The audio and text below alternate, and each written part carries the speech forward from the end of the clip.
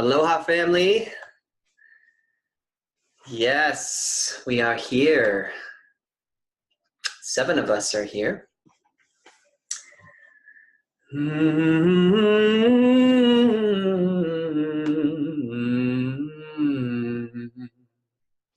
It's the 1-minute countdown to 3:33.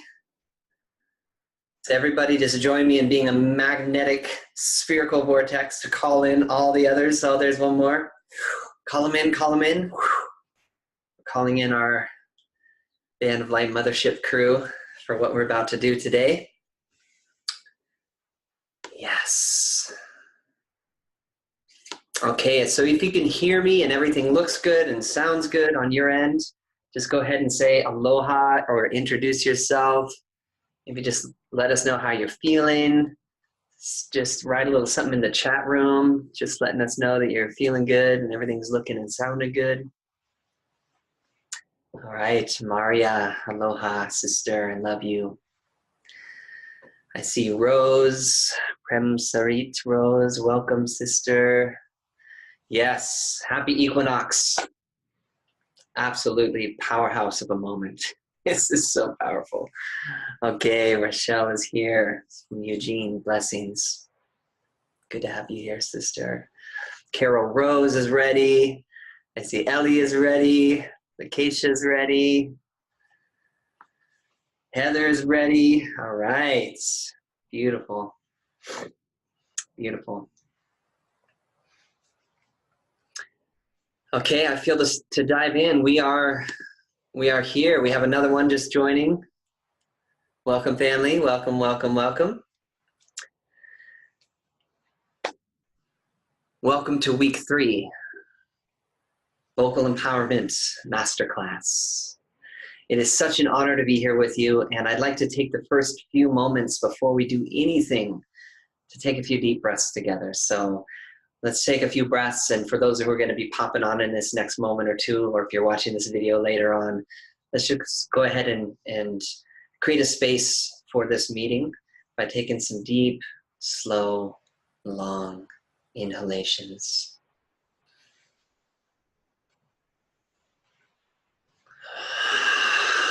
Let it all go. Let's see how much space we can create for each other.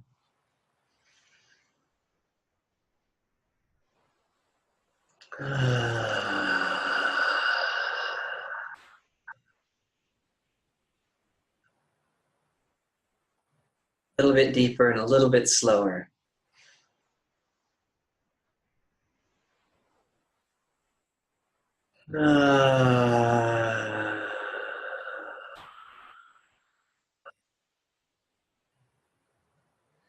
Let's go ahead and start to make some sound. Let's take 3 big deep breaths and let out any sound that you need to make right now to get yourself centered and grounded into the space. Big deep breath in.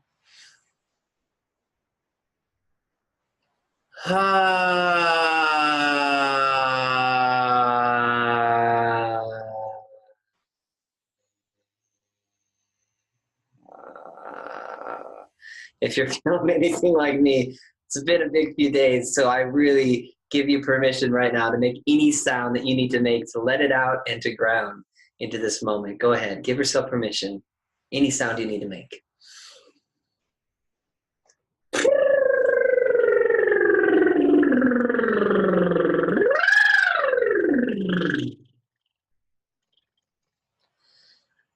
Whew.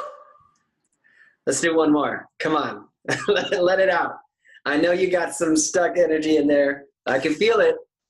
Let's let it out together. Ready? Big deep breath. It's not yours anyway. Woo! Ah, yeah. That feels better. Come on, give yourself permission to make some noise. This is your space. This is your life. This is your sphere. One more. This is for you. I'm not going to make any noise. Don't listen to me. You just go. Ready? Big, deep breath.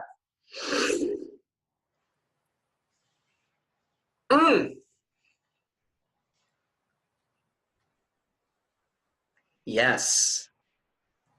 Yes. Thank you. Thank you. Doesn't that feel better already?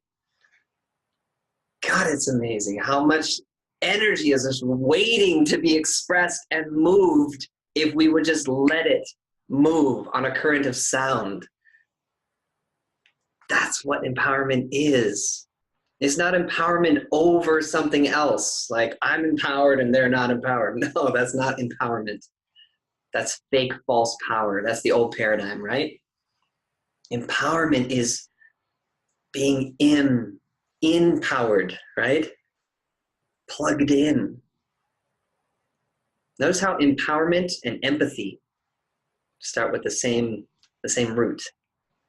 It's to be connected. It's to be sensitive and compassionately linked into all of life, and to play our role as a part of that. That means we need to bring our spheres online. To bring them online, we need to be self-empowered. And to be self-empowered, we need to get everything out of the way that's not buzzing with the vibration of that. So that's what we're here to do today. Welcome, family. It's an honor to be here with you. I'm here in New York City, so I'm definitely feeling a lot of energy right now on this equinox coming into full moon. This city is buzzing with such a spectrum of the highest of the highs and the lowest of the lows of vibrations. And I'm right here in the center of it all with you. And I'm sharing with you today from a space of some fierce love that I'm feeling today. It's like tender fierceness, right? Ultimate softness that's allowing for the roar of the lion to emerge from a place of the deepest compassion, that's willing to lean into the edge and express the truth. In a time where speaking the truth, singing the truth, being the truth is a radical act, right? In a time where fake news dominates our screens, and every time we scroll through any kind of social media, 75% of it is fake. Let's just get real. If you're seeing something on the news channels, if it's popular media or even social media, most of it's not real, okay?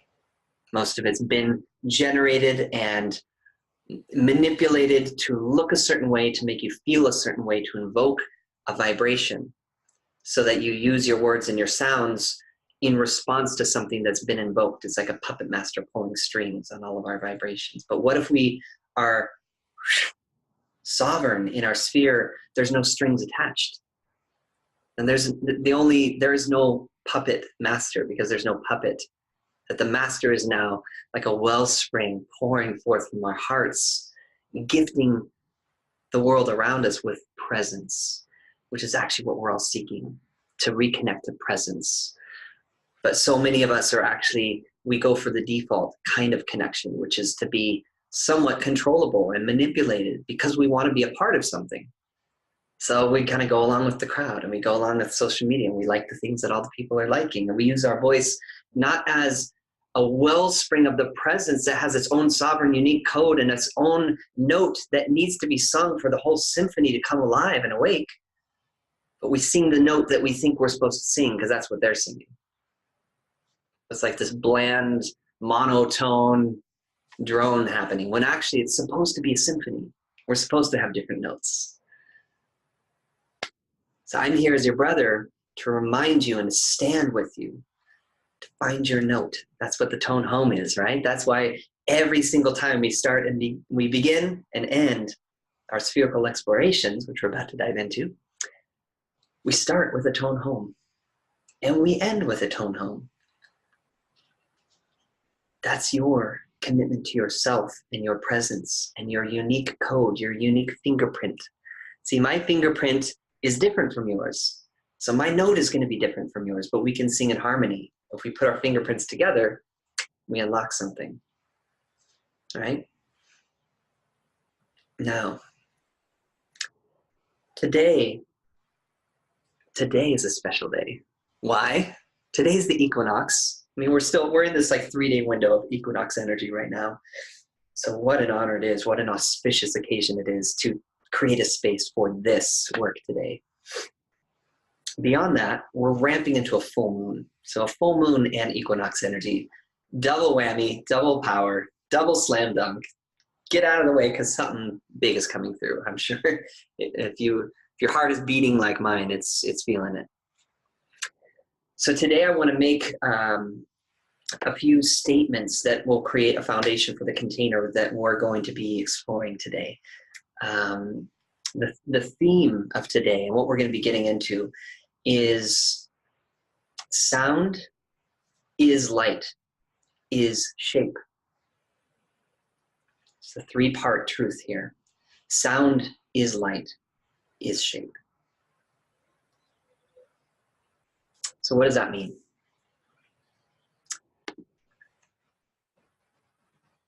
There are multiple aspects to who we are that can be expressed and communicated. For instance, when you're saying to someone,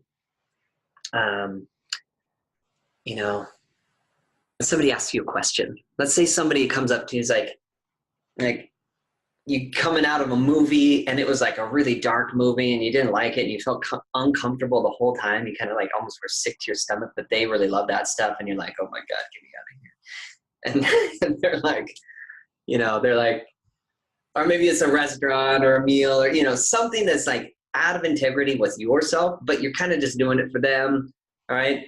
Raise your hand internally if you've been there, right? We all have. We've been in situations that are not our highest truth, but we kind of stick it out because we love that person.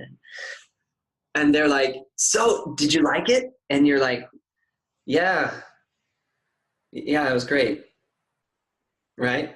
But it wasn't great, but you said the words, yeah, it was great. Okay, so those words were a vehicle for a kind of light that creates a shape or an image, that has architecture to it. And that architecture hits the other person's body. And if they're really listening to you, they could feel it come into their body. Their cells, which are made of water mostly, right, are able to then reflect the projected image of your sound, light, shape of the words, yeah, it was great. And then inside of them, if they're truly present with their own self, they'll be able to feel and sense and see an image of how it was not actually great for you. And then they'd want to inquire, like, oh, I'm feeling that my friend here maybe they didn't enjoy it. Like, oh, are you okay? Like, what was that like for you? And then you'd open up a space of truth because you just gave them your truth, even though you kind of lied, right? So you can listen deeper than words, feel the truth of what someone's feeling by sensing the light and the shape that their words are making inside of your sphere, right? So, you with me so far? I know this is adept level sensitivity and awareness to the colors and the shapes that our sound makes, right? That's what we're getting into today. So I have home fun for you already. I have so many things I want to get into with you guys today. So dolphins are one of the greatest teachers of this, right? Dolphins, sorry, you know all about this. Dolphins, for those of you who have had the awesome pleasure to be with dolphins, you know that they have sonar capacity. Their brains are just massive, right? These are very advanced beings. I think humans are just underneath dolphins and whales in terms of orders of intelligence and evolution. But the dolphin people, the cetacean nation, if you will, are very advanced in their ability to send sound that creates shape, right? So there's a friend of mine who started a lab and a project that was able to measure this sonar waves of dolphins and actually project onto a computer a 3D imagery of the actual 3D shapes that their sonars are creating. So it turns out that when dolphins are sending you a sonar, it's like some really super high pitched frequencies that they're sending you, like from their third eye. It's like, it's insane because it kind of actually goes into your body. And it's not just like you hear it with your ears, you're actually hearing it in your audio cortex, and your cells are just like vibrating with this frequency they're sending to you in the water, right? Which is a conductor, a superconductor. So the dolphins are sending a sound, just check this out, just feel this in your body. The dolphins send you a sound on a ray of light. This ray of light travels from them to you and is creating a 3D image, which is a shape that if we have the sensitivity to be able to see it, which we do through technology, would create the shape. So they could send you a sound of an apple, right? They could literally tell you with a sonar, if you have an apple in your mouth and they want it, they could send you a sonar image of that apple, and it creates a 3D shape of the apple in your mind. But where is that part of our mind that's lying dormant that can actually visualize that and receive that information? Where's the receptive sites inside of us? They're lying dormant, right? We've all heard the stories that we're only using 5, maybe at the best of us, 10% of our brains. So what's that other 90% about? Well, the dolphins are using that 90%, right? The whales are using that 90%. There's other species that are using their capacity. So sound is light, is shape. I want you to get into this and really start like sinking into that. The words that you're saying, the words that you're speaking, or even if you're just toning home.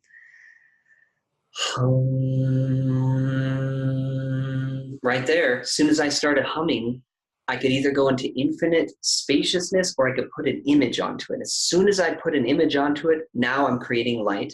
And now that light is refracting and traveling through that sound and creating a shape. So another example of this is in Tibetan tankas. If you notice that, if any of you have Tibetan tankas up on your wall, or just get an image of one in your head, or Google, Tibetan tankas, and you'll see like all these beautiful paintings. Well, Tibetans are masters of sound, right? I mean, as a lineage, they're carrying, those who are carrying that lineage, there's a mastery of sound in Tibet and other cultures too, pre-Egypt, Kemetan culture, South American, Andean culture. These indigenous traditions hold a lineage of sound. And there's an awareness and a lineage of knowledge that they're carrying, which is sound, is light, is shape. So the Tibetan tankas, right? Have you seen those like amazing mandalas that are actually like an entire world with all the little beings inside of them, and the angels and the demons, and then these people over here and the houses and all the things, but it's like this mandala, right? That is literally an outpicturing of a sound. When the Tibetan monks are all chanting, 24 hours a day, just taking turns, and there's like 24 of them, and if one has to go to the bathroom, the other ones keep it going, and then they come back, and these ones go and eat, and these guys keep it going. So there's lineages where they keep that sound going 24 hours a day up in the Himalayas. Right now, they're still doing it. Who knows how many thousands of years they have been holding this sound.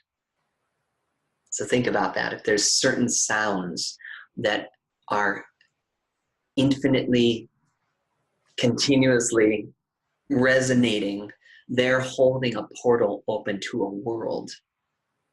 And those Tanka paintings that we see are the best depictions possible of what the outpicturings and 3D shapes of those worlds are.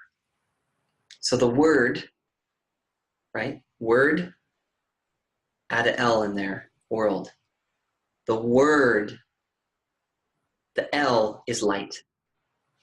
As soon as you add light to sound, you create a world. Isn't that amazing? It's all there. It's hidden in our language. You speak the word. You add the light of your clear crystal thought, and you create a world. So how many of us are creating conscious worlds? Are you creating a conscious world around you by using your word, your voice, this incredible instrument, this empowered vocal instrument with clear thoughts? to sail, that clear light, to join the sound and create the world you want to create. In your relationships, right? I was on Instagram recently and I saw something so inspiring by brother Will Smith, who I've been following on Instagram. He's got some inspiring messaging he's been putting out recently. He's on fire. And one of the things he shared was to go to your cell phone and look back through your last 5 text messages. Go and look at your last 5 messages that you've received. Are those 5 people lifting you up or bringing you down? Are those 5 people truly in support of you and a stand for you and your dreams and your visions?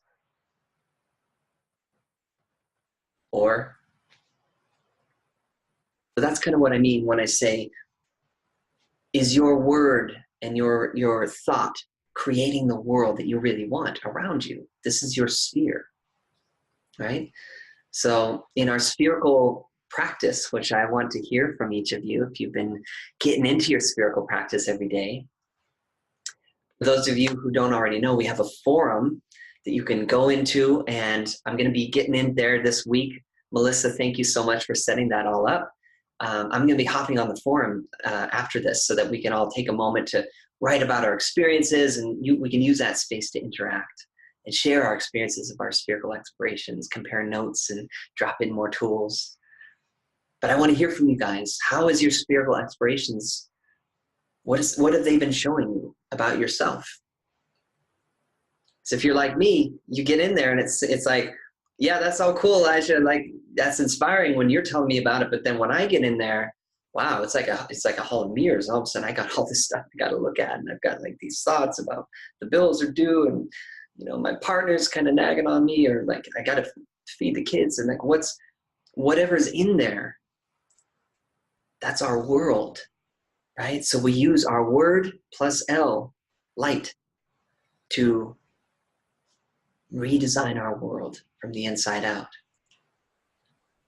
It doesn't mean we got to change the world out there, right? Don't put that much pressure on yourself. I did my whole life. I mean, like, I'm here to change the world. I'm going to make the world a brighter place, right? And say yes, but you can't change, 7 billion people's worlds. That's their sphere. That's what's theirs to do. You can only do what's yours to do. Just to change your world. This is your local universe, as they call it. This is your space, your temple. So let's get into it today. All right, so we're going to take a few deep breaths. We're going to tone home.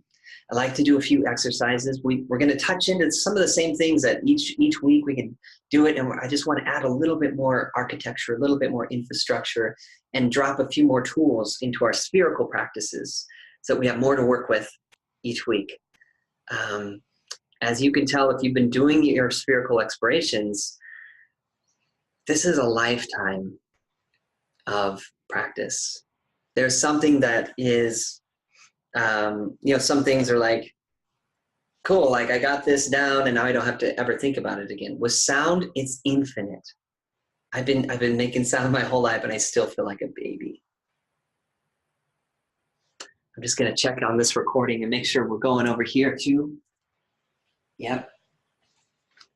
Good. All right, we're all good.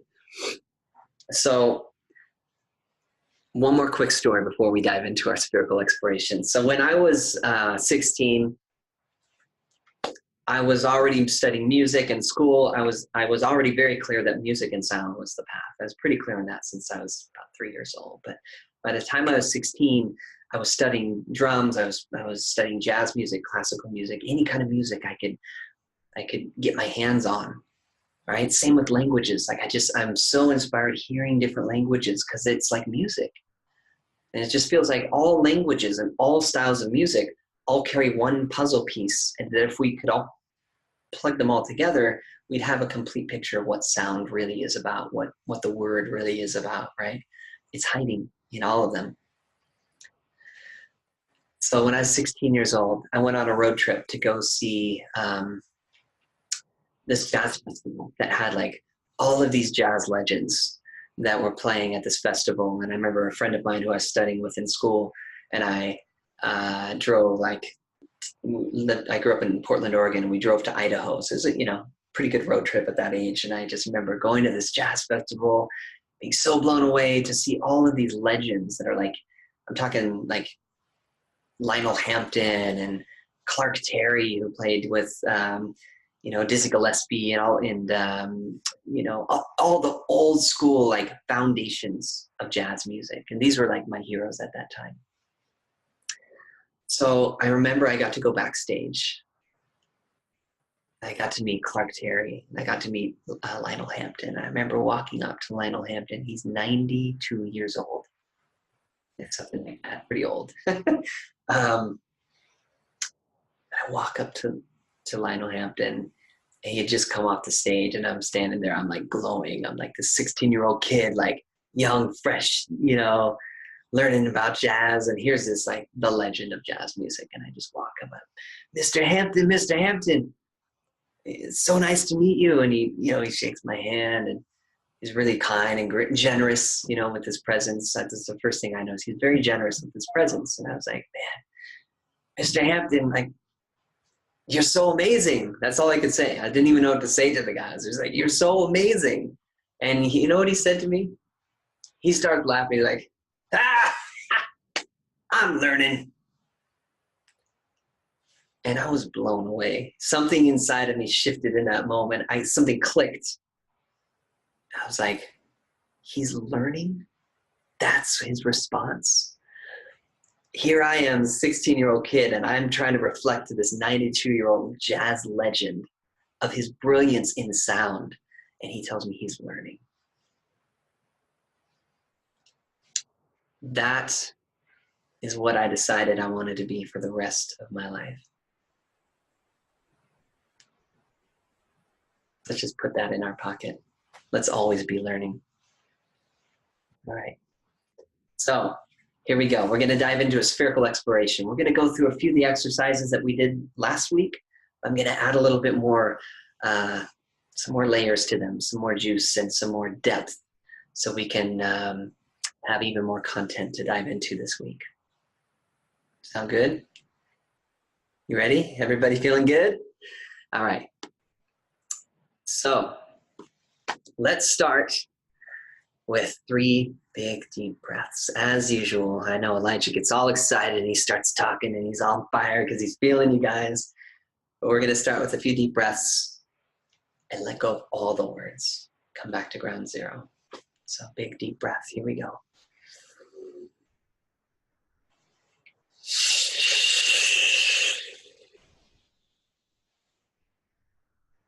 Just like that, make a shh sound, almost like you're telling Elijah to be really quiet, so you can just feel yourself again here. Big deep breath in.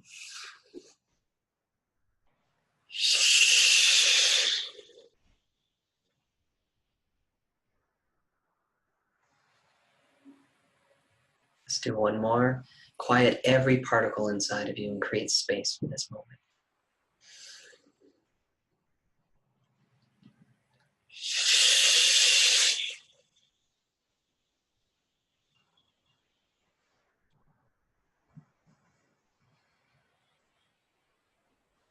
Next, big deep breath. We're going to tone home. Here we go. Turn it on.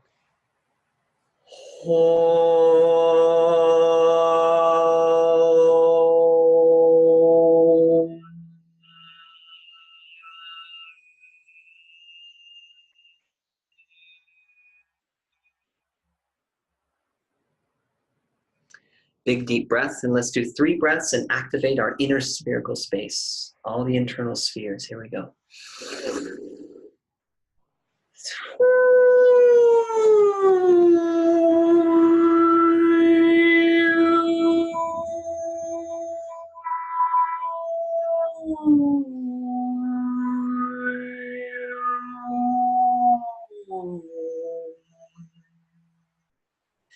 Remember, curl the sound in and move it through your body. Get the cells of your body to start vibrating with this sound. Here we go.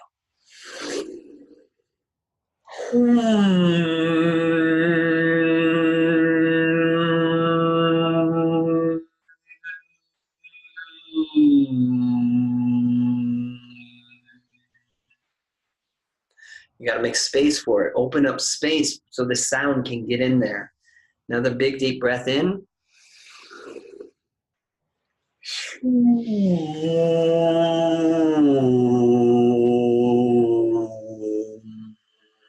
Move it up and down. Move that sound up, move it down to get it flowing. Get these cells online.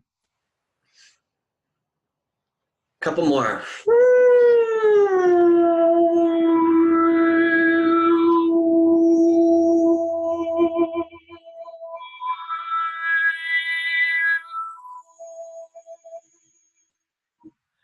One more. Just get the whole body to glow. Just get all your cells glowing, happy, online, present, occupied.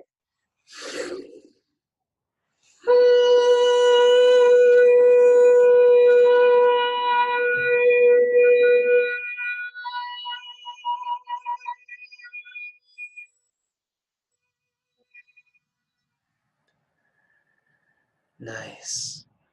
Breathe easy.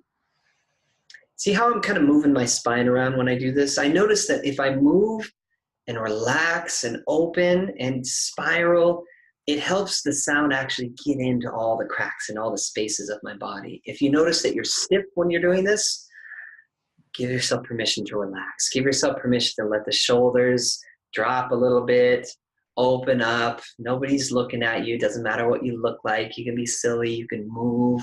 You can undulate. Be like a dolphin. Open. Make space for this moment. Okay? We're going to take a big deep breath. Let's tone home again to seal that. And then we're going to open up the spherical tones. Okay? We're going to do a series of tones that get our spheres glowing. Big deep breath in. Let's tone home.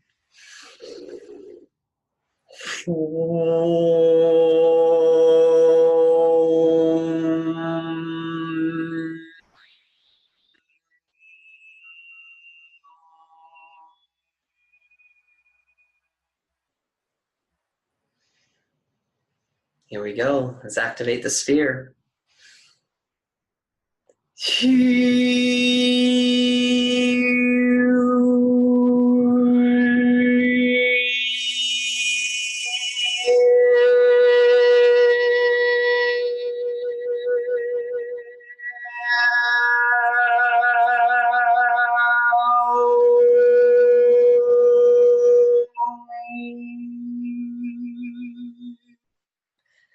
Practice with all the vowels. Practice moving through different shapes that your mouth can make. Don't listen to me, do you.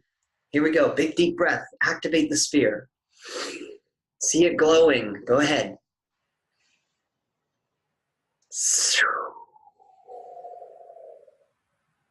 Give yourself permission to make the sounds your body knows it needs to make to get your sphere glowing and sealed. Radiant. Good. Woo, I'm getting hot. Go ahead. Do it again. Big deep breath in. Let your body make the sound it knows how to make to activate your sphere. Go.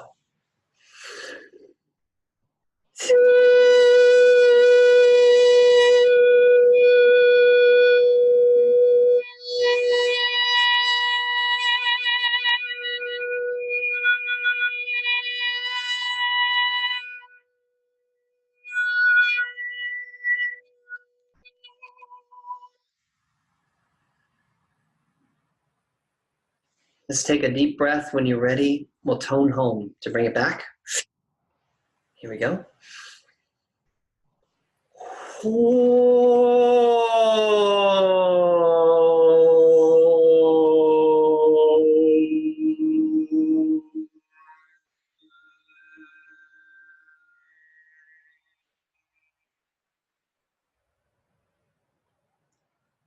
Beautiful. Breathe easy for just a moment. Notice how on that tone home, if you heard my tone, it actually started higher and I had to bring it down to get it back into my heart, right? So that's for you to do each time. Sometimes you'll notice that if your mind is starting to expand or if your presence is expanding, I was feeling all of you guys there for a moment, so my tone is like way out there. was like, whoa, my tone home's outside of my body right now. We need to find it. Relocate myself. Okay? This is a technology that's available to you to relocate yourself. In the Andes, I had the privilege to learn with a shaman and a true master named Puma, who would use sound and would teach a locating technology that is a word that they have in the Andes called Humphrey, right? Humphrey. This word or this sound basically is like finding yourself again. It's like all the scattered parts of you, recollect yourself into one space, one time.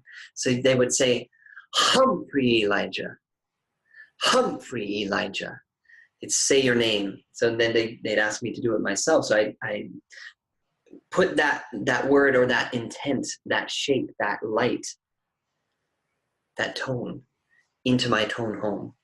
So take a moment to just make a commitment to yourself that every single time you tone home, you are activating a locatable frequency that is grounding you inside your sphere, in this space, in this time, in this body. I know it sounds a bit Harry Potterish to some people, but we travel through portals all the time. As soon as you start talking about, yeah, so last week I went on a date and boy, this guy was so cute, and but you're already gone. Notice how I went away? I started going over here because I'm telling you a story, but I'm gone. I just walked through a portal in my mind.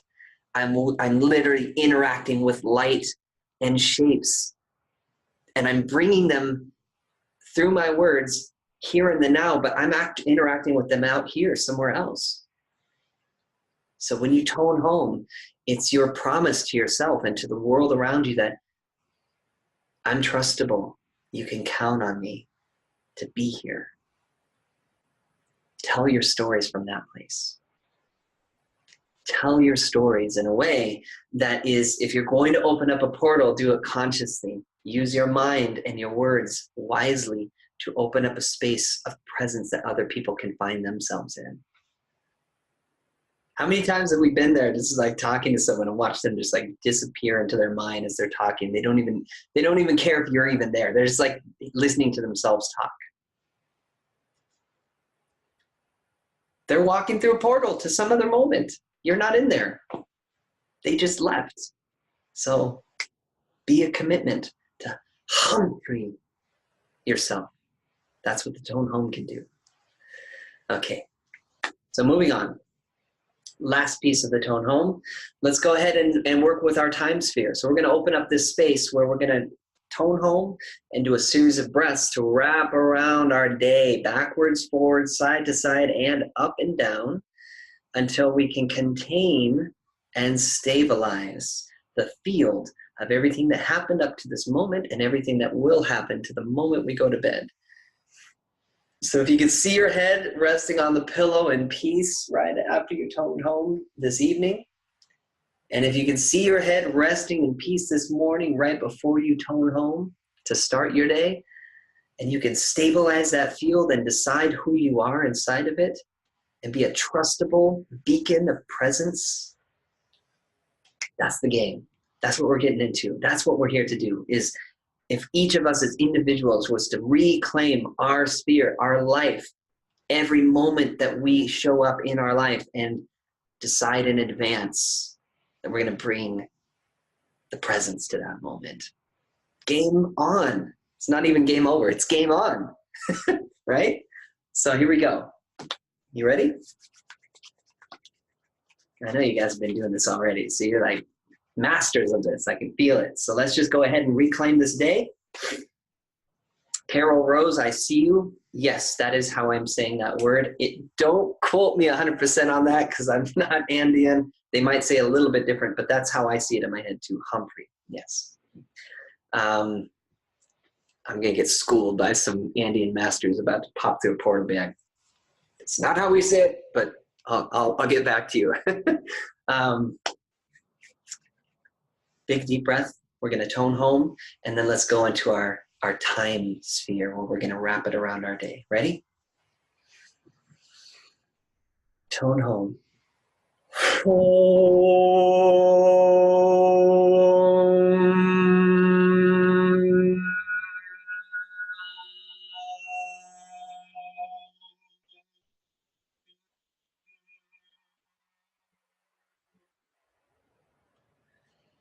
Now go ahead and activate your day, activate your sphere, and stabilize it.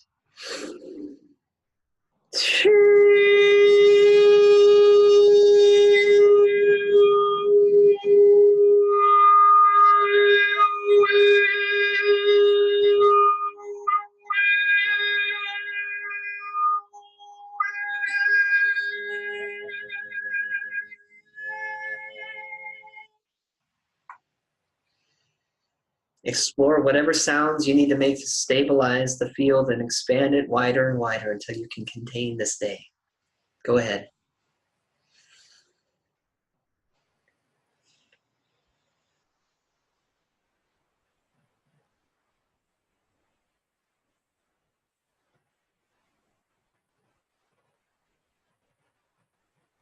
Good. Good. I feel you guys. Go ahead. Take another deep breath. Take a few breaths to explore this and stabilize it until you can find your presence within it.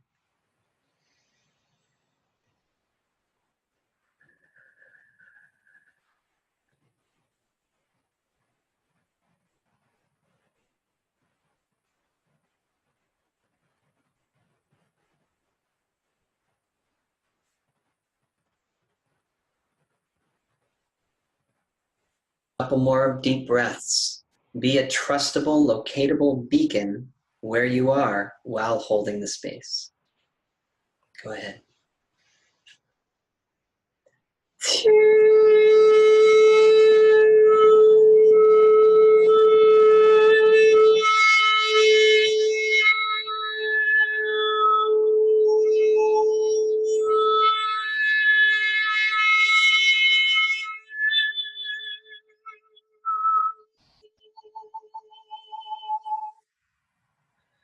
We're going to do one more. Stabilize it and watch it crystallize.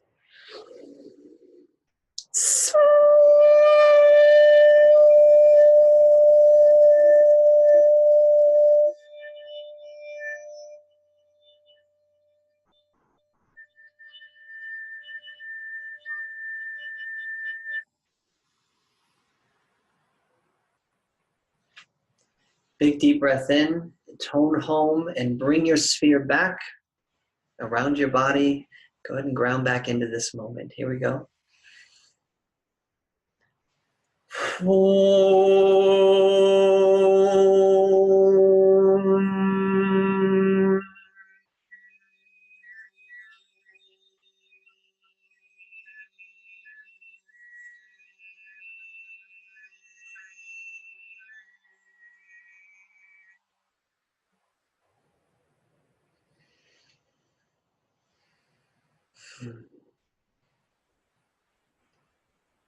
Well done. Good work. Good work, family. Take a moment to take some breaths and get a drink of water or some blue crystal algae in a bottle.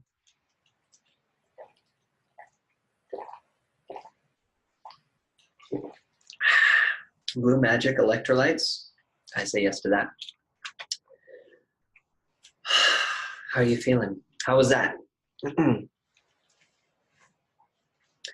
So as you take a moment to recalibrate and nourish yourselves, be generous with yourself. I'd love to hear any feedback, and if you have any questions, now is a great time to plug them in. I'm checking out the questions right now. Rose Premsarit asked, when I tone home, will it always better resonate from heart center? That is the idea. Yes. You want to tone home in a way that gets your heart center vibrating. So if you put your hand on your heart when you tone home, that's why you oftentimes see me put my hand here when I'm toning home. Even as I'm speaking right now, you can go ahead and just say it, tone home, tone home, tone home, tone home, till you can get the sound vibrating under your hand, right? Another way to make sure you're sourcing your sound from your power. Oftentimes in vocal coaches will tell you to breathe from your diaphragm and sing from your diaphragm, which is down here, right? Down here. So go ahead and say tone home, tone home, tone home, tone home, tone home, until you can get your hand to vibrate down here. This is where we oftentimes, we want to be speaking from our voice of power, which comes from our belly, from our, from our root up. But the reason we center in here as our tone home point, this is the center of our sphere. So this is the seat. This is our throne within our spherical experience. But we want to draw it from here. We want to draw the breath from our belly, from our diaphragm, and radiate from here. So I hope that answers your question, Rose. Yes, you want it to resonate from your heart center, absolutely.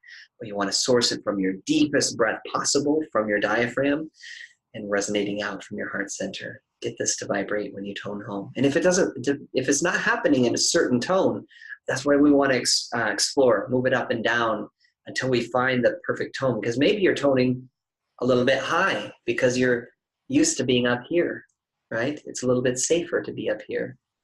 But to resonate and speak and sound from our heart,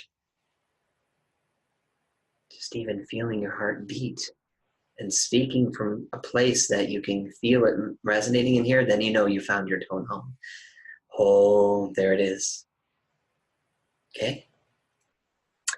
Next question. When filling my sphere, the center where the sound is emanating can vary along the vertical line spine, like from heart is filling the upper part of the body, or solar plexus if the sound is filling the lower part of the body. If I understand your question, when you're filling your sphere, you don't have to even be so technical with it. Because think about it, when you light a candle in a room, it's going to light the whole room, right? It's not lighting it first up and then down and then this way and then that way. It just lights the room. I would suggest for you, Prem, think about it like you're turning on a light, which is a sound, which is a shape. So you're turning on that light and it's filling your sphere. Then we work with it up and down through our vertical channel. That's what our elevator exercises are about. That's what we're going to be getting into in a little bit today. But don't think about it too technically. If that hangs you up, just feel it light up your sphere, like you're lighting a candle in a dark room. Hopefully that helps. Last question. I'm feeling my throat scratch a little. How do I make sure I'm not forcing from my throat? Everything we just said. Breathing more deeply, coming from here, letting the candle light up your room and be a radiating force from here. How do you do that with sound? You relax these muscles and you relax your throat and you relax anything that's tensing up. If your throat's starting to scratch and you're noticing your throat's getting sore, then there's force, which means there's muscle, which means something's clinging or something's contracting. So you want to open, relax, source it from here, and stream the sound rather than pushing the sound. Okay? We'll get more into that too. That's a really good question, and I'm glad you asked it. So if we don't have any other questions, we'll keep going and get into this next bit here. So I am so grateful. I love expressing my gratitude because when I express gratitude, it gives the sound a current to flow along that is a resonant match to the heart-centered frequencies I'm committed to in my life. And that naturally invokes different images and pictures that create the life I want to live. That sentence I just spoke to you is a great way to reprogram your reality.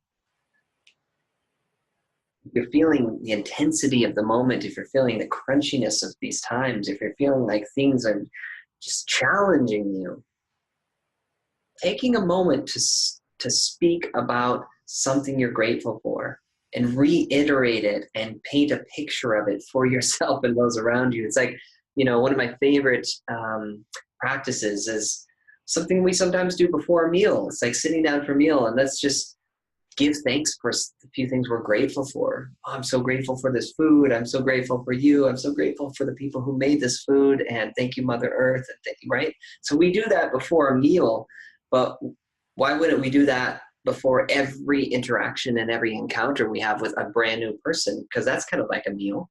We're about to create something together. We're about to explore something together. We're about to take in information or go to a meeting. So each little encounter that we have throughout the day is an opportunity to program our reality through sound and light, which will then create the shape for that reality to emerge. And every person that interacts with our sphere, once it has decided what shape it's making,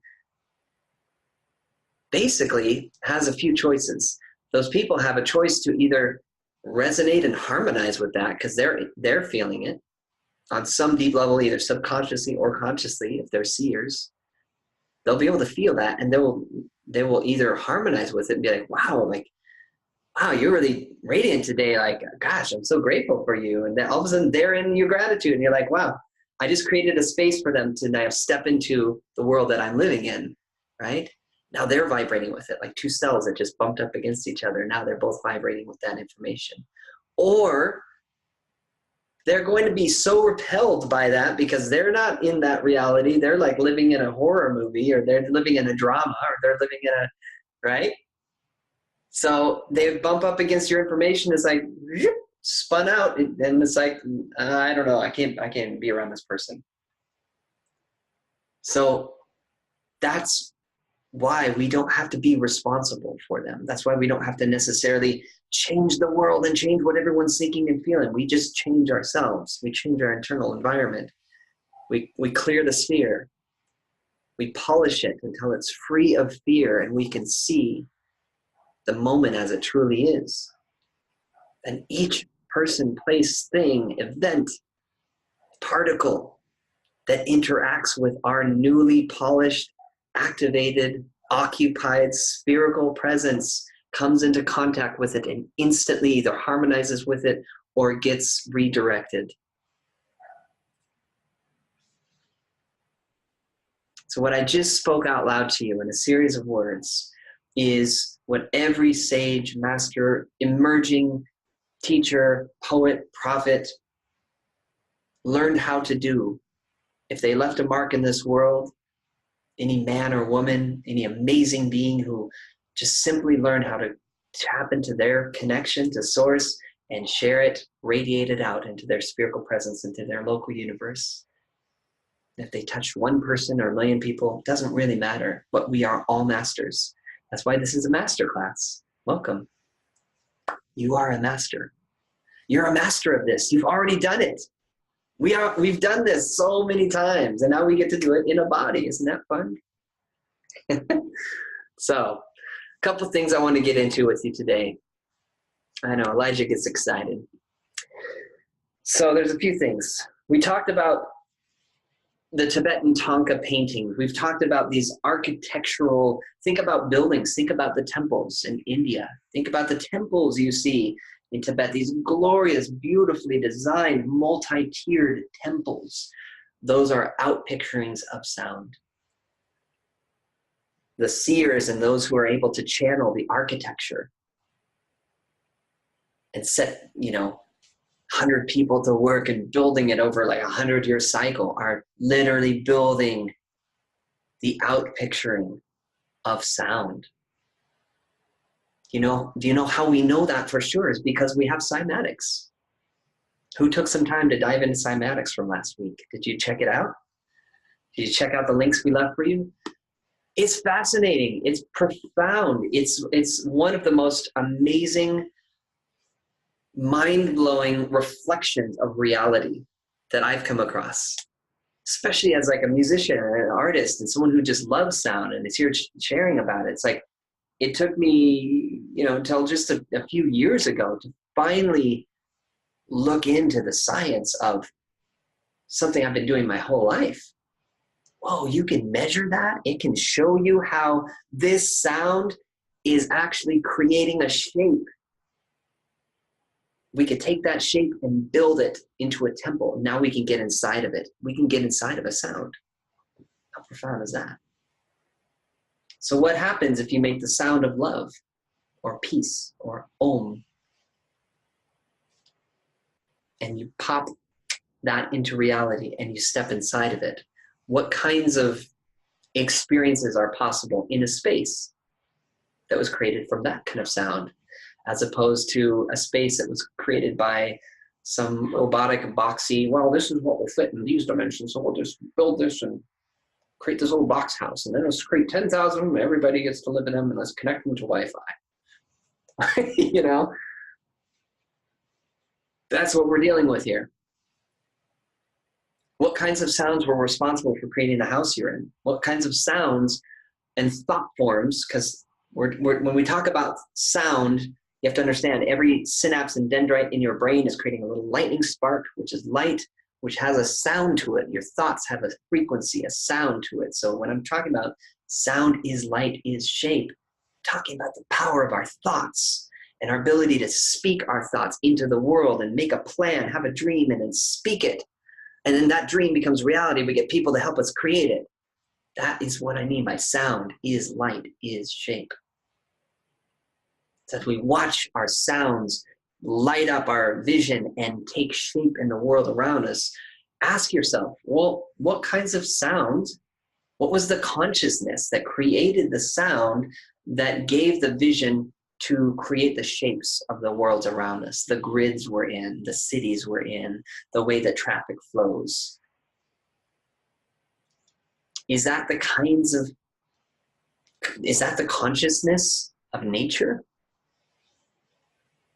I notice that when I study nature, when I study the sound and the shapes that sound makes, there's not that many buildings that are based on that sound. I want to be in those buildings. I want to build those buildings, but there's not that many. Most of the buildings, most of the boxes, and most of the design of the society we're in is built a little bit more like a computer chip. So if you look at a computer chip, it moves energy in a certain way. If you look at nature, it moves energy in a totally different way. So what we're talking about is tapping back into an empowered flow of letting our nature express itself, our human nature. So I want to share a short story with you about the time I got to work with a horse whisperer. Because when I worked with a horse whisperer, I learned about the power of sound. I remembered that it's not just the words you say. It was about 9, 10, 11 years ago. I was in Australia, and a friend gifted me a session with this horse whisperer named Lois. I love Lois. She's the most beautiful woman, and she has these horses that she allows people to come and do sessions with them on the ground, not riding them, on the ground with these horses. And she creates a space for you to meet yourself with these horses. So the short version of the story is, my very first session, I'm standing there all excited because I'm an animal lover. I'm a pretty sensitive dude. I feel like this is going to be great. This is going to be easy. This is going to be amazing. I can't wait to see I want to learn horse whispering. And she puts me in this what do you call it? The circular space where the horse lives. I'm blanking on the words. She brings me in, and she has me choose, first of all, before I go in there, she has me come out to the field where all the horses are grazing. There's 3 of them, and she has me choose which horse I'm going to work with that day. And she doesn't tell me how to choose. She just tells me to go up to each of them, introduce myself, and then I'll know which horse I am to work with. So I end up feeling a real strong connection with one of them, and I chose to work with that one, and it was the female horse. She just had this sweet energy, and we just connected right away. The other one was a bit cheeky, and I could tell he was going to be a bit of a handful. So I kind of chose the path of least resistance that day. And so she brings in this horse into the, what's it called? Come on, I know. One of you has the name for the thing, not the corral. It's the circular round horse thing. So I get in there. One of you could write it in there. That would just really set my mind at ease. So I get inside, and she puts the horse on the other side, and I'm standing on a paddock. Thank you, Carol. So I come into the paddock, and the horse is over there. I'm over here. And she says,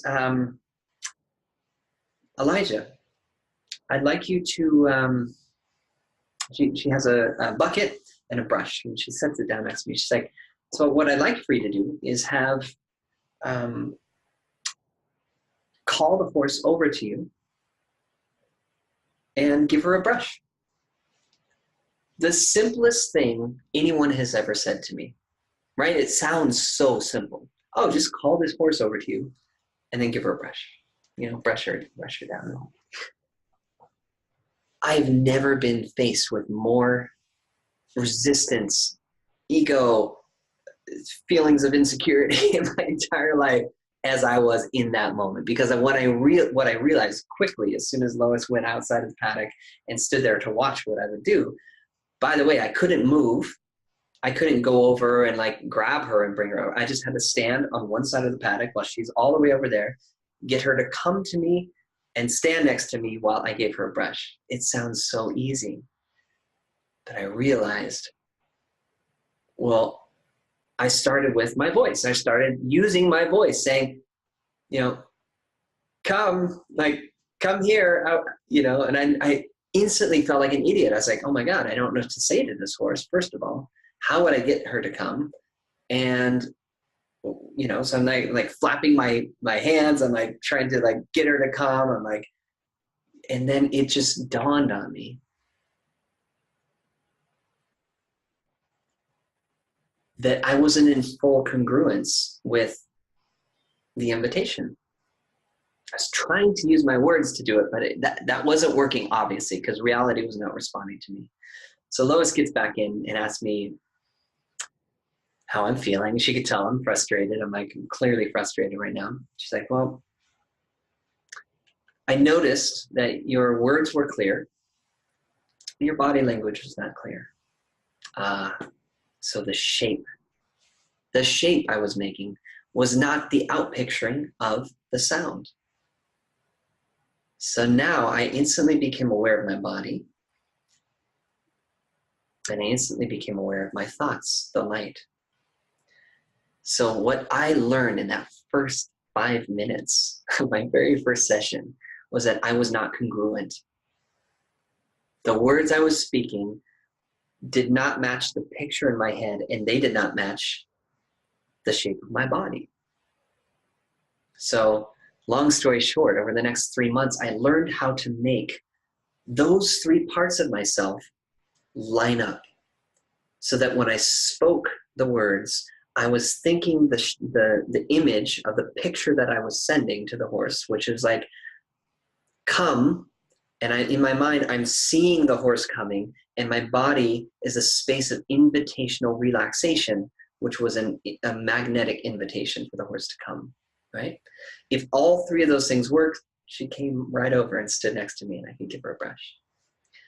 So I just wanted to share that story with you guys, because look at how that plays out in your life every single day. This is vocal empowerment. This is the core of it. This is the core of it. You can lean in and feel into this part of yourself, the way that you're in relationship with these different aspects of yourself. Are the words you're speaking in harmony with the thought that you're sending through those words? Are those 2 things also in 3-part harmony with the shape that your body is in? We hear this word tossed around a lot, being embodied. There's that M again, right? Empowerment, embodied, empathy. What does it mean to be embodied?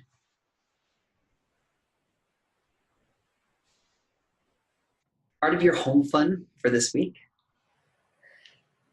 is to watch in every encounter you have, in every single conversation, in every single time you go to the store and somebody says, hey, how you doing today? Right? And or maybe even like not even that present. Let's say like, hey, how you doing today? Like your home fun is to become the most congruent expression of a three-part harmony of your sound, the light of your thoughts, and the shape of your body, so that all three things are speaking the same thing in a perfect chord.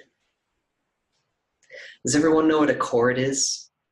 A chord in music is oftentimes the first, the third, and the fifth. It's a three-part harmony. It's a do, do, do.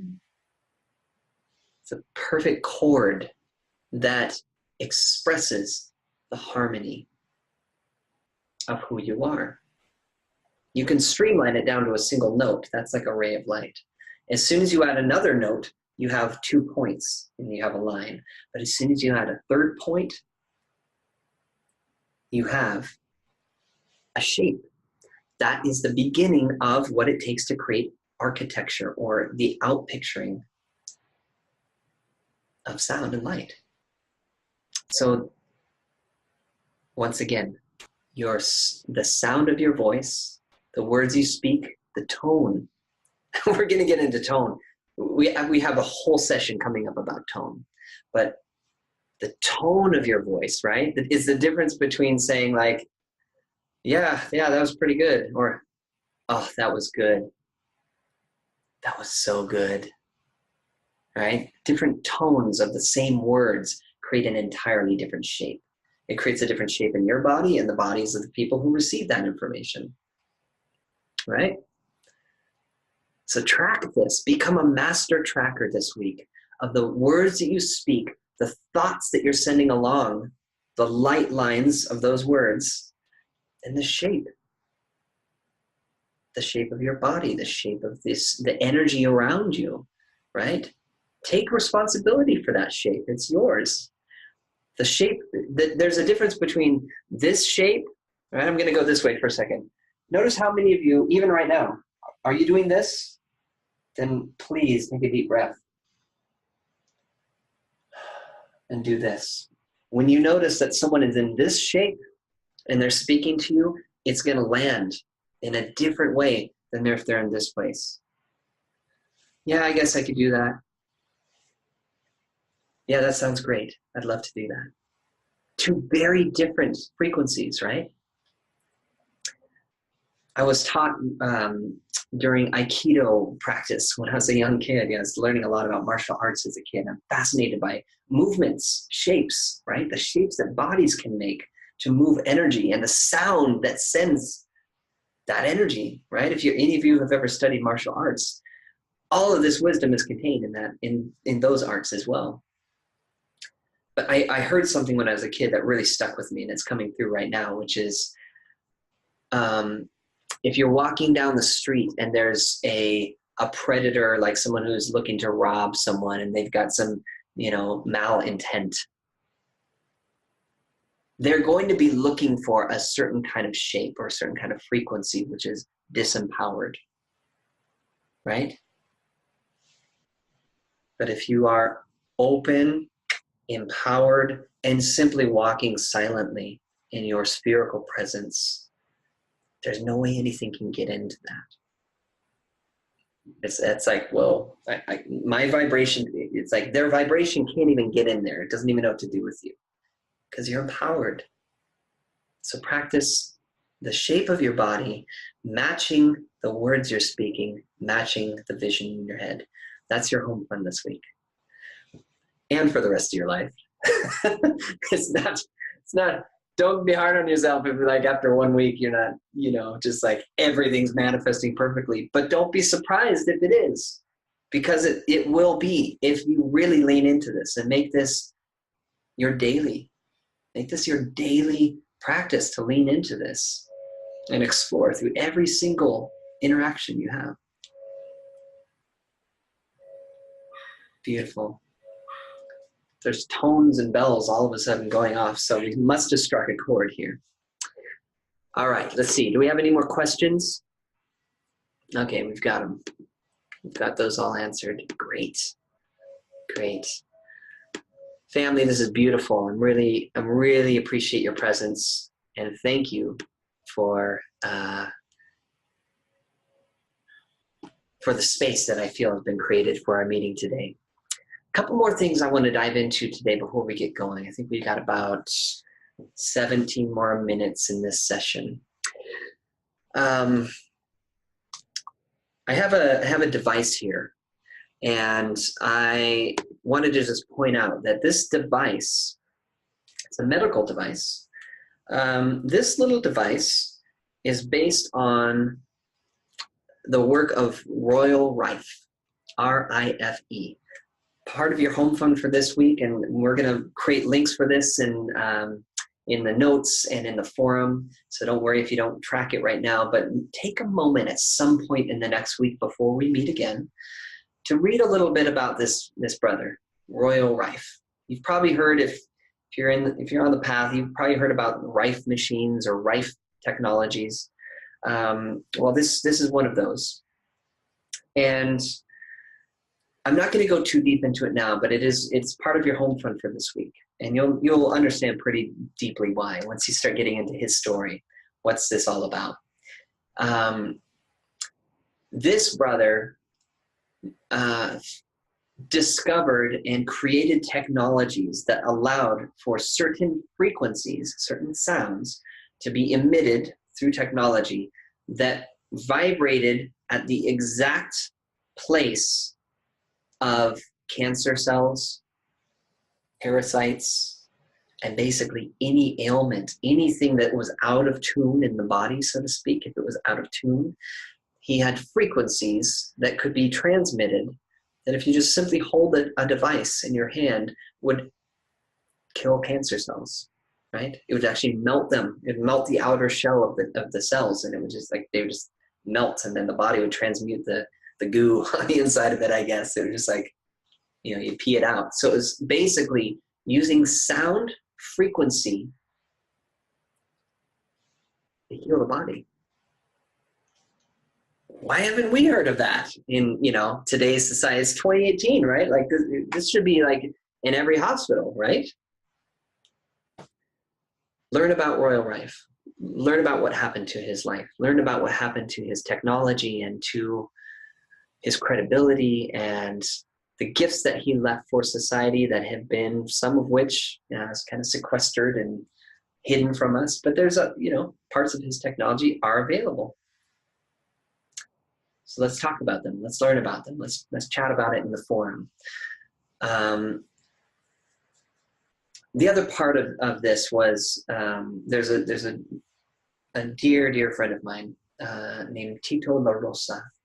I'm honored to call him a friend, but he is really a true master. He's a national treasure of Peru. He's a shaman, a musician.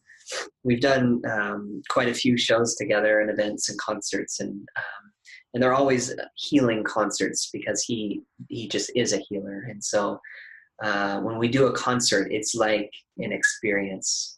And he brings out all of his traditional Peruvian instruments. And what I learned from Tito La Rosa is, yes, sound is the root of it. It's the source, right? Sound is light, is shape. It's in that order. However,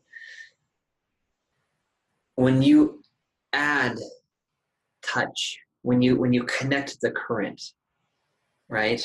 There's something that happens in this physical world where it's really powerful. For those of you who explore with sound as a healing tool, which I really support you all to do, right? To start noticing how if you intend for your sound to be a channel or an instrument of healing, it can be.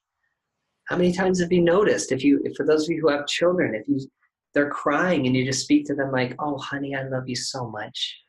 That's a healing sound.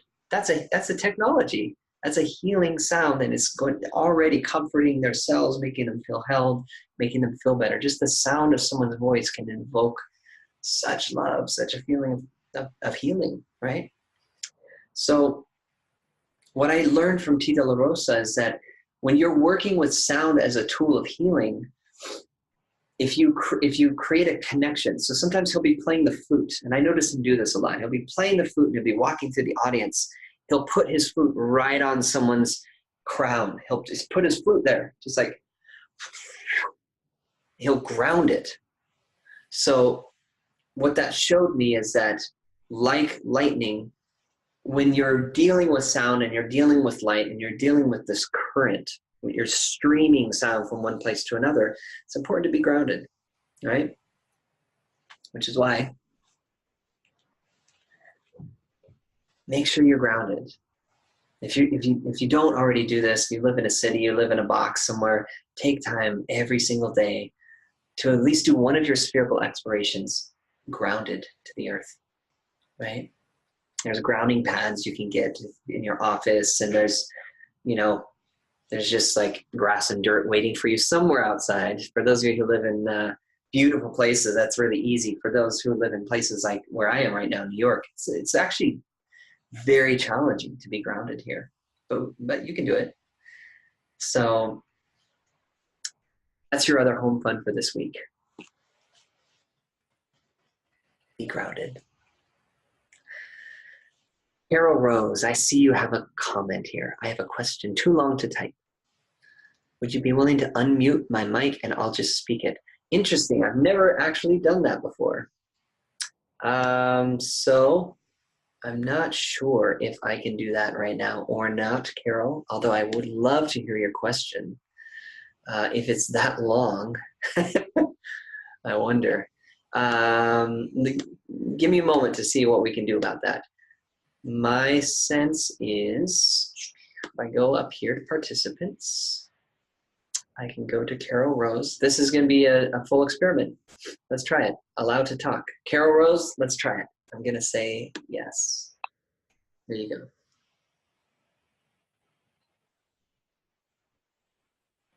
Hello, Elijah. Can you hear me? I can hear you, Carol. Go ahead. Okay. Well, thank you for doing that. I really appreciate it. Of course. So based on what you just said, this relates to what you just said, as well as streaming a band of light around a time frame. Yes. And a particular event.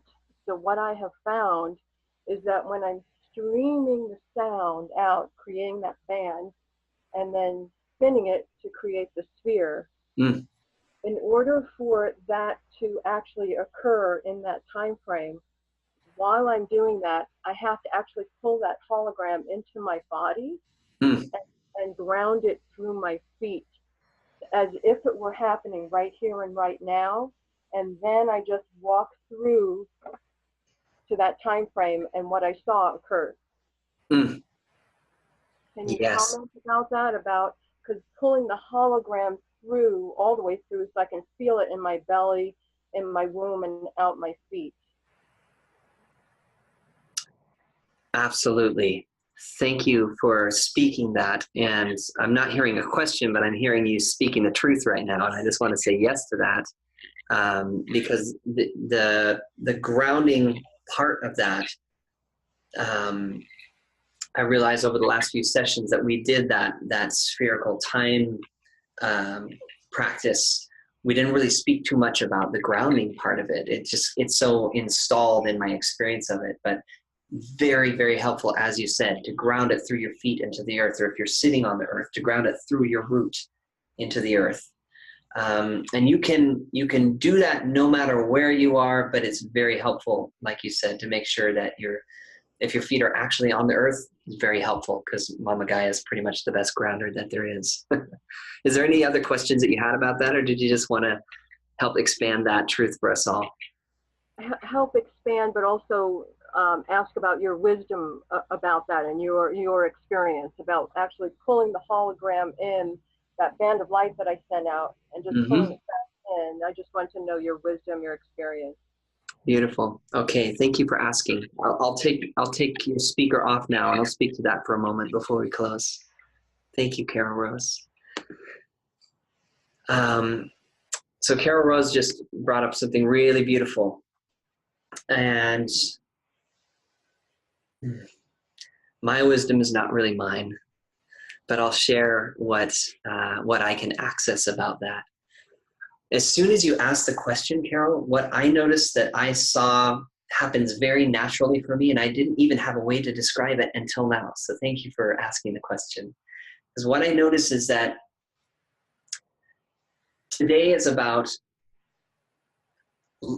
sound is light is shape, right? We also got into this practice of congruence, like the story about the horses, where making sure the sound that we're speaking is aligned and in harmony with the lights and the visions of our mind and the shape of our body or our body language. All three of those things are all lined up, kind of like thinking about different spheres all being embedded and lined up and in harmony with each other. So what you just asked, what it invokes for me is that when I do a spherical exploration and I get my cells, which are all miniature spheres, to come online, and I get my sphere glowing to come online, and then I go into holding a space for the holographic reality of my day, of time. Sometimes I go for years into the future, and actually working backwards in time from future dates that I'm working with all the time, pre-paving, making sure that the path is clear for events that I know are to take place on the planet.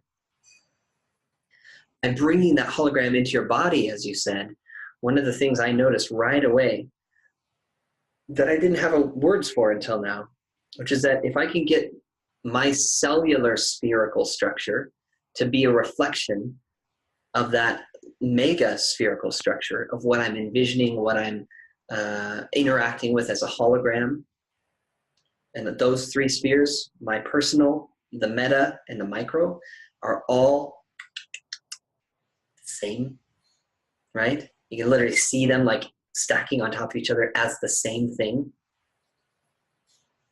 It's not so much like some mental process, but it's a feeling. It's a feeling and experience, and use your imagination, make a space for that reality, play it as a game if you want, just seeing those three layers of your reality stack together and become the same sphere, and it's reflected in your presence. So it's kind of like for those who have eyes to see, they would see the holographic information on the outside of your spherical presence that's just like a few feet out from your body right now. They would be able to feel it when they walk in. And visionaries and healers and seers could walk into your sphere, meet you, and be able to tell you about your vision, right? And see all the things that you're here to do. That's what psychics do, right? Because that information is embedded in your sphere.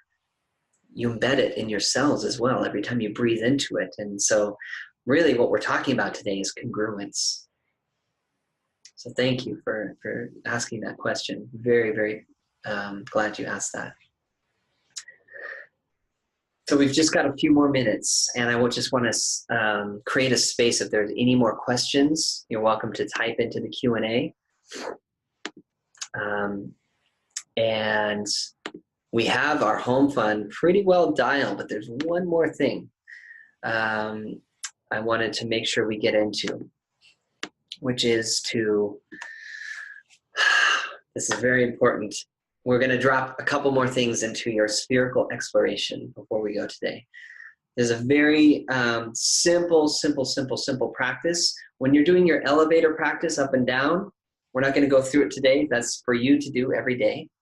But I just want to add something that you can do anytime throughout your day. And it's kind of like doing little mini trips up and down your elevator. It's not going all the way up and staying there and all the way down and staying there. We did the Willy Wonka where you go, yeah, right? You shoot out and expand your sphere, and then you do the same thing, right? Those are really beautiful clearing technologies. Those are also help expand your vocal range. Again, not pushing, not forcing, but just allowing a new space, a new range to be created by doing that a few times each day. what I want to share with you is just something so simple, which is just the joy of singing comes from a place of being relaxed, and as kind of counterintuitive as it might sound, please don't care about how it sounds. If you can start from a place where you don't care how it sounds, you're 100,000 times more likely to sound really good. Isn't that strange? So here's an example. If you just, I want all of you just move your neck around like this. Just really gently move. And just go, ah, ah. Like, aha, yeah. Like you've just discovered how good it feels to sing. Ah, ah. Ah, ah.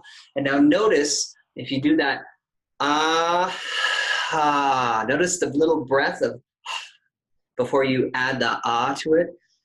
Ah, ah. Feel it. Feel it in here. Ah, ah. Ah, ah. Go ahead. Do it one more time. Ah, ah. That part where you're going, ah, and then you add sound to it again, feel into the mechanism of your vocal cords that are vibrating sound, and then all of a sudden they're letting breath come through, and then they're vibrating sound again. So it's opening and closing, and then opening again, your instrument. Ah, ah, ah, ah. Add some movement to it. Ah, ah. Becoming intimate with the mechanism that is vibrating and responsible for actually creating the sound in your throat is a really powerful thing. It's like reclaiming the intimate relationship with your instrument. Do a few of those every day in your spherical exploration, and then moving on into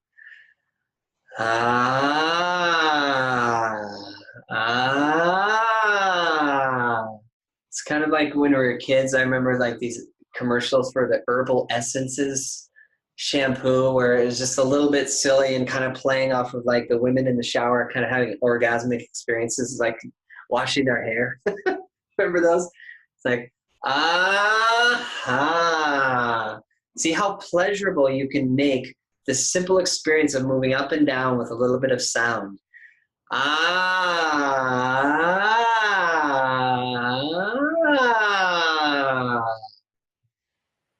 You have to not care. You have to not care what anyone thinks. That's your home fun. Your home fun for this next week, in addition to the other two things we already named, which will be in the notes, is to not care what anyone thinks when you make sound. To lose your mind and come to your senses, to become a sensual, experiential explorer of your own sound. If we all did that, it would be game on. So that's what I got for you this week. My beautiful, beautiful family of masters. Thank you for being here. Thank you for being present with me for this session. Always an absolute honor to share this space with you. If you have any questions or you have any other notes, please go to the forum after this. We've got lots of stuff in there for you. Our incredible Band of Light team has been on it and putting the notes up and the videos from the session. So we'll try to get the video turned around. It takes a little while to download the video. And then once it's downloaded, we get it up on a link and then we get it on the website. So as soon as we get that up, we'll send out a little note for you. And yes, Rose, everything's in the website, in the forum section, so you can go there.